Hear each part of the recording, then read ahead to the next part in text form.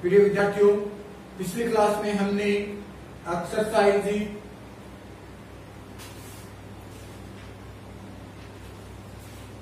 4.5 complete कर ली थी और 4.6 एक्सरसाइज में हमने 28 एग्जाम्पल कंप्लीट कर लिए थे। आज हम एग्जाम्पल संख्या 29 से स्टार्ट करते हैं। तो देखना आपका एग्जाम्पल संख्या 29 क्या कहता है कि तीन संख्याओं का योग 6 है। तीन संख्याओं का योग कितना है? 6। फिर कहता है यदि हमें तीसरी संख्या को 3 से गुणा कर दी, तीसरी संख्या को किससे गुणा करना है? 3 से गुणा करके दूसरी संख्या में जोड़ दें तो हमें 11 प्राप्त होता है। तीसरी संख्या को 3 से गुणा करके किसमें जोड़ना है? दूसरी संख्या में जोड़ दिया जाता है तो 11 प्राप्त होता है। पहली और तीसरी को जोड़ने पर हमें दूसरी संख्या का दुगुना प्राप्त होता है। इससे आगे क्या कहता है कि पहली और तीसरी को जोड़ दो, जोड़ने से वो तीसरी संख्या का क्या होता है? दुगुना प्राप्त होता है। इस बीजगणितीय निरूपण कीजिए और आयोग विधि से संख्या ज्ञात कीजिए। तो संख्या ज्ञात करने माना कि पहली संख्या क्या हो गई? x। दूसरी संख्या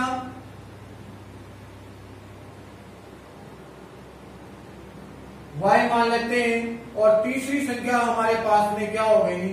तीसरी संख्या हो गई x। अब देखो जैसे जैसे हम प्रश्न को पढ़ते हैं वैसे वैसे आंसर देखो। तीन संख्याओं का योग कितना है? 6। तीन संख्याओं का योग 6 मतलब इन तीनों संख्याओं का योग है 6। आप लिखोगे प्रश्नानुसार क्या x plus y plus z बराबर योग हो गया 6। ये तो इक्वेशन नंबर 1 बन गई। दूसरी क्या कहता है? यदि हम तीसरी संख्या को 3 से गुणा कर दें, तीसरी संख्या को किससे गुणा करना है? 3 से। यहां z है। तीसरी संख्या को 3 से गुणा कर दें, गुणा करके दूसरी संख्या में जोड़ दें। किसमें जोड़ दें? दूसरी संख्या में जोड़ दें। जोड़ने से हमें 11 प्राप्त हो जाता है। कितना प्राप्त होता है? 11। क्रम से लिखता हूं मैं y प्लस 3z बराबर हो गया 11। ये इक्वेशन नंबर 1 बन गई, ये 2 बन गई। आगे क्या कहता है?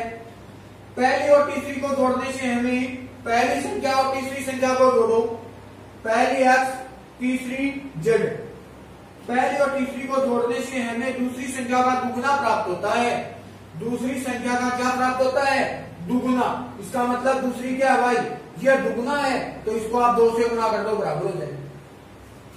दुगुना प्राप्त होता है बीजगणितीय निरूपण। तो आपके पास में हो जाएगा x minus 2y plus z बराबर 0। यह समीकरण नंबर होगा 3।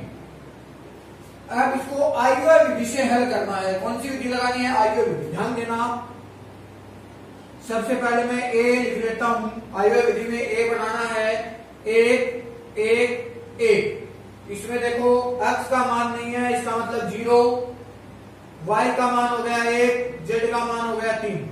इसमें देखो x का मान 1, y का माइनस का 2 और z का हो गया 1। ये तो हो गया a का मान। इसका मान हो गया a का। अब हम लिखते हैं b का मान। b का मान हमारे पास में क्या हो जाएगा? देखो इसमें तो है 6, इसमें है 11 और इसमें है 0। ये b का मान। और x का मान देखो क्या हो जाएगा? x y और z। ये x का मान हो गया। अब हमारे पास में आयुर्वेद विधि से हल करने के लिए सूत्र होता है क्या? x बराबर a inverse b। Sorry, x बराबर a इनवर्स b। ये फॉर्मूला होता है। तो सबसे पहले आपको a इनवर्स निकालना है और a इनवर्स निकालने के लिए आपको क्या करना होगा? सहखंड निकालने होंगे। क्या निकालने होंगे? सहखंड। तो हमने निकाला क्या? a11 निकाला। ध्यान देना, a11 करते हैं तो इधर से तो ये कट जाता है, इधर से ये कट जाता है। 1 प्लस कितना हुआ? 6 बराबर कितना हो गया? 7। फिर लिखता हूं मैं a12 मतलब ये कैंसिल 0 को 1 से गुणा किया, 0 माइनस 3 उत्तर हुआ माइनस का 3। लेकिन देखो 2 और 1 3 पीछे चिन्ह किसका लगेगा, माइनस का, माइनस और माइनस प्लस का 3 हो गया। A13 लिखते हैं, A13 ये कैंसिल, इधर से ये कैंसिल, 2 0 को -2 से गुणा किया 0 -1, उत्तर क्या हुआ माइनस का 1, 3 और 1 4, सही है। फिर हम लिखते हैं A21, तो 2 और 1 3 माइनस चिन्ह आएगा, ये कैंसिल, इधर से ये कैंसिल, 1 को 1 से गुणा किया 1 -1, उत्तर हुआ 0। A22 लिखें, A22 तो क्या लिखोगे, इधर से ये कैंसिल हो गया, इधर से ये कैंसिल हो गया, 1 को 1 से गुणा किया 1 -1, उत्तर क्या हुआ 0। फिर हमने लिखा A23, ये कैंसिल, इधर से कैंसिल, -2 को 1 से गुणा किया -2 -1 एकम 1, और 2 और 3 कितने हो गए 5, तो यहाँ माइनस चिन्ह लगेगा, तो आपके पास में माइनस का 2 और माइनस का 1 -3 माइनस माइनस प्लस का 3 हो गया। अब मैं लिख देता हूं A31, A31, ध्यान देना, तीसरी ये लाइन कैंसिल हो गई, इधर से ये लाइन कैंसिल हो गई, 3 एकम 3 माइनस का 1, उत्तर कितना हुआ 2। A32 कर देता हूं मैं, 32, ये कैंसिल 3 एकम 3 -0, तो देखो 2 और 3 5 माइनस चिन्ह आएगा, तो यहां लिख दो आप -3। A33, ये कैंसिल 1 -0, उत्तर क्या हुआ 1। तो आपने लिखा AIJ, क्या आ गया आपके पास में 7 3 -1 0 0 3 2 -3 और 1, ये आपके पास में क्या हो गया AIJ हो गया।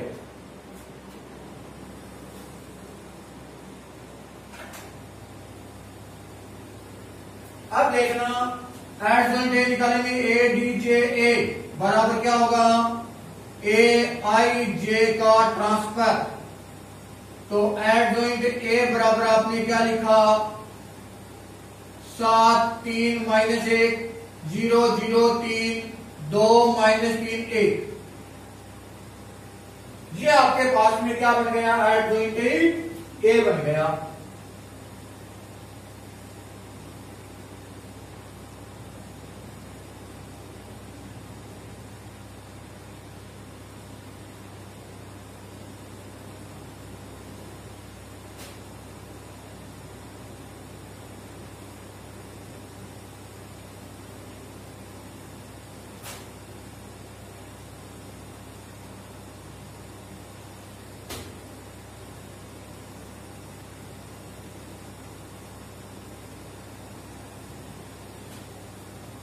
A21 एक बार मैं वापस देखता हूं, थोड़ी सी मिस्टेक लग रही है मेरे को। A21 ये कैंसिल, इधर से कैंसिल, ये हो गया 1 -1, ये तो 0 ही आएगा। और A22 हम देखें तो ये कैंसिल, इधर से कैंसिल, 1 -1, ये भी ठीक हुई बात। देखना मैं वापिस देखता हूं एक बार, क्वेश्चन में मेरे को थोड़ी सी दिक्कत लग रही है।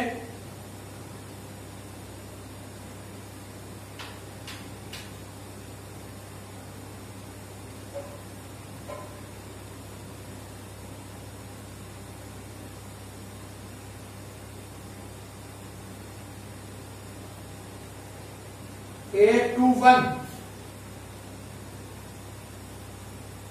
ये कैंसिल हुआ, इधर से ये कैंसिल हुआ। A21 वाली बात देखो ध्यान से वापिस, ये कैंसिल, इधर से कैंसिल, 1 +2 आएगा, ये गड़बड़ हो गई, 1 + 2, उत्तर क्या हुआ -3।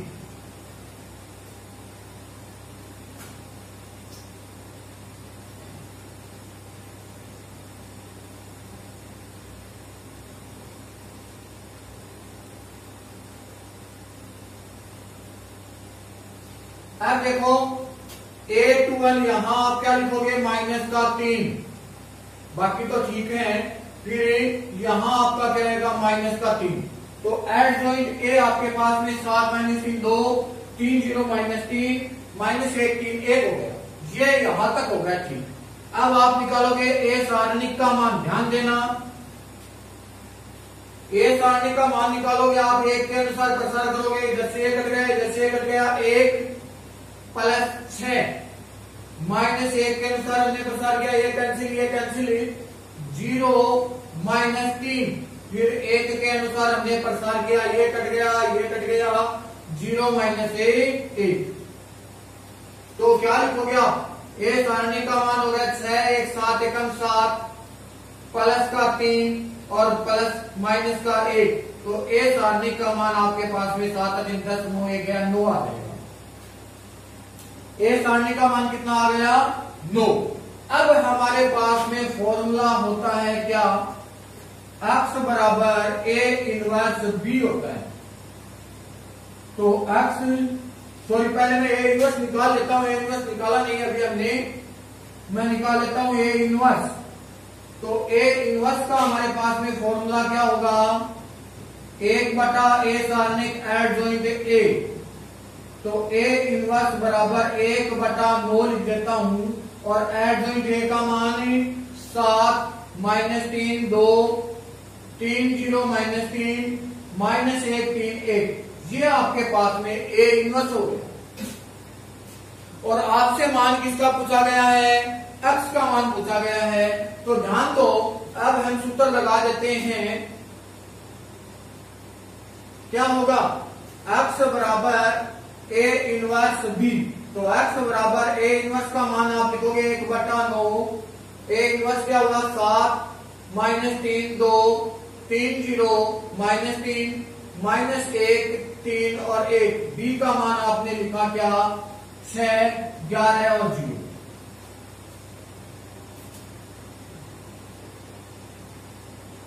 यहां तक की बात हो गई कंप्लीट आपके पास में। आप गुणा कीजिए, आप 1 बटा 9, पहली पंक्ति पहला स्तंभ 7 6 42 माइनस 11 3 33 प्लस 0।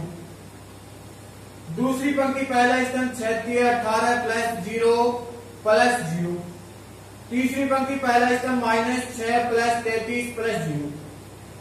तो क्या होगा, x बराबर 1 बटा 9, कितना बचेगा, 42 में से 33 जाएगा 9, ये 18 है, और 33 में से 6 कम कर दीजिए, तो 33 में से 6 कम किए कितने आ गए, 27। तो आपने लिखा x बराबर 9 को अंदर लेके जाएंगे 1 2 और 3, क्या 1 2 3। अब x की जगह x का मान आप लिखोगे तो देखना ध्यान से, क्या होगा, x का मान है x y z बराबर 1 2 3। इसका मतलब x का मान तो हो गया 1, y का हो गया 2 और z का कितना हो गया 3। ये आपके पास में एग्जाम्पल संख्या 29 कंप्लीट हो गई। क्या हुआ, एग्जाम्पल संख्या 29 कंप्लीट हो गया। अब हम क्या करते हैं, एक्सरसाइज 4.6 स्टार्ट करते हैं। तो देखना,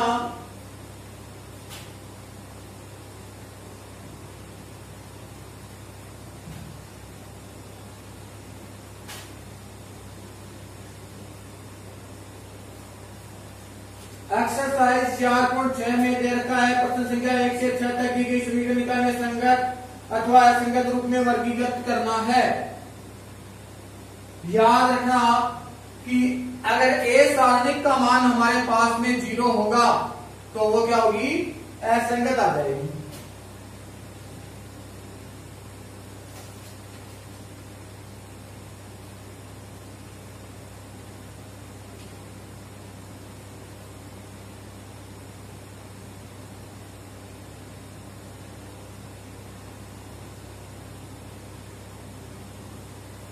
तो ये दो बातें आपको याद रखनी है, क्या, व्युत्क्रमणीय अव्युत्क्रमणीय आयु के लिए, अव्युत्क्रमणीय आयु है के लिए क्या होगा, ए सारणिक का मान क्या आना चाहिए, 0। अगर ए सारणिक का मान 0 आ जाता है तो वो अव्युत्क्रमणीय आयु होगा। दूसरी बात,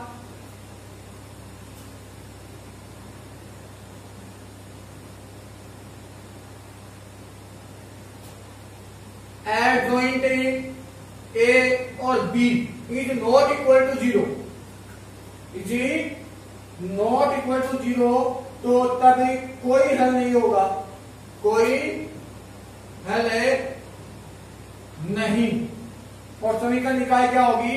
असंगत। क्या होगी? असंगत। और अगली बात आपके पास में है adjoint A into B is equal to 0, तब क्या होगा?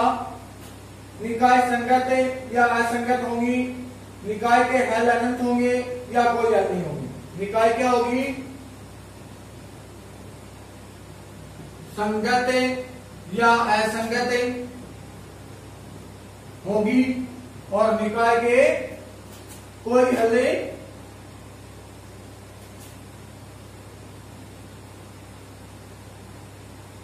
निकाय के अनंत होंगे। निकाय के हल क्या होंगे? निकाय के हल अनंत या अद्वितीय हल, या कोई हल नहीं होगा, कोई हल नहीं होगा। ये बातें आपको याद रखनी है।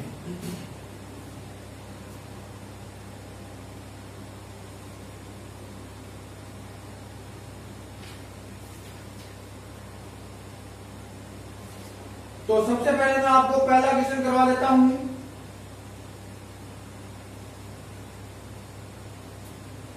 देखना, संगत और असंगत में इसे आपको बताना है। तो सीधी सी बात आपको याद रखना, ध्यान देना, सिर्फ संगत और असंगत बताना है। तो a बराबर x प्लस 2y बराबर 2, 2x प्लस 3y बराबर 3। तो देखना, a आप इसका लिखोगे तो 1 2 2 और 3 हो गया। b आपके पास में इसका क्या हो जाएगा? 2 और 3। तो a सारणी का मान निकालो आप, 3 माइनस 4, तो a सारणी का मान क्या हुआ? माइनस का 1। तो a सारणी इज नॉट इक्वल टू 0 हुआ। इसका मतलब ये क्या है? संगत है। क्या है? संगत। अब देखो, क्वेश्चन संख्या आप 2 देख ही लोगे, क्वेश्चन संख्या 3 देखना एक बार थोड़ा सा। क्या लिखोगे? x प्लस 3y बराबर दे रखा है 5, और 2x प्लस 6y बराबर दे रखा है 8। तो देखो, इसका a मैं बनाता हूं, क्या हो जाएगा? 1 2 3 6, और b आपके पास में क्या बन गया? 5 और 8। तो a सारणी का मैं मान निकालूं तो क्या होगा? 6 माइनस 6, a सारणी का मान क्या हुआ? 0। तो a सारणी की इक्वल 0 है, इसका मतलब क्या है? ये असंगत। तो आपको ये दो बात याद रखनी है, सीधी सी संगत और असंगत। अगर आपसे पूछा जाए तो सीधी सी बात आपको क्या याद रखनी है कि अगर a सारणी का मान आपके पास में क्या आ जाता है? 0 आ जाता है, तब तो वो क्या होगा? असंगत है। और a सारणी का मान अगर आपके पास में 0 के बराबर नहीं है, तब वो क्या होगा? संगत। तो देखो एग्जांपल, एक क्वेश्चन नंबर मैं 5 और करवा देता हूं आपको। दो मोटी मोटी बातें आपको याद रखना। देखो, पीछे वाले जो मैंने लिखाए उनकी खास आपको आवश्यकता नहीं है, आपको याद क्या रखना है कि a सारणी की नॉट इक्वल टू 0 ये आ जाए, चाहे उत्तर प्लस में आ जाओ चाहे उत्तर माइनस में आ जाओ, उस कंडीशन में तो आप बताओगे संगत। क्या बताओगे? और a सारणी की इक्वल 0, उस कंडीशन, इस कंडीशन में आप क्या बताओगे? असंगत। ये दो बातें आपको याद रखनी है बस। ठीक हो गई बात? देखो, क्वेश्चन संख्या हम 5 करते हैं।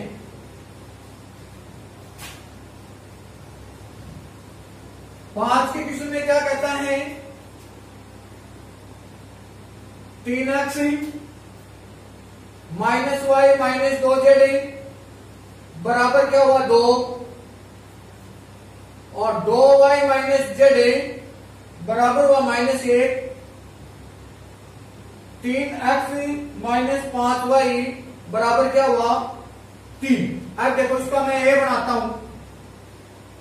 3 माइनस 1 माइनस 2, x का मान नहीं है 0, 2 माइनस 1 3 माइनस 5 और ये z का मान नहीं है 0 और b का मान आपके पास में क्या बनेगा 2 माइनस 1 और 3।